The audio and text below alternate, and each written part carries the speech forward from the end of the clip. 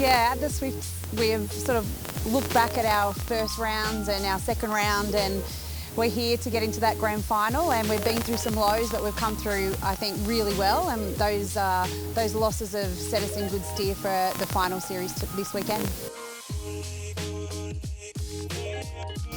I think you prepare for everyone, and I think you do so much work during a season that you've got footage, you do your homework. So, yeah, it doesn't really matter who you come up against, and we've decided that we just need to play some really great netball moving forward.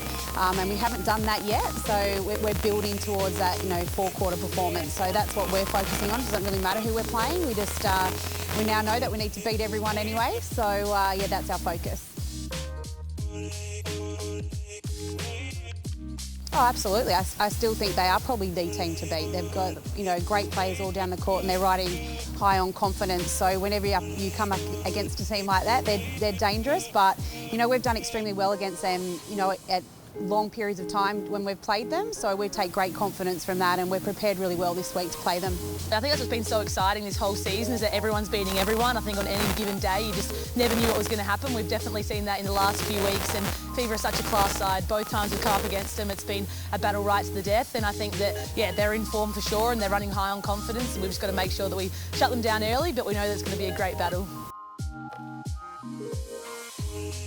Yeah, I actually played my very first under-21s Australian team, which was with Verity. She was in centre, I was in wing attack, and sort of grew up for a few years playing together, which was exciting, and then kind of went from teammates to enemies. So really exciting for her, and I guess kind of timely that we've both been put in at the same time, having been through that step for together. And I think she's in such great form. The way that she feeds Fowler is pretty hard to stop. So very excited for her as well.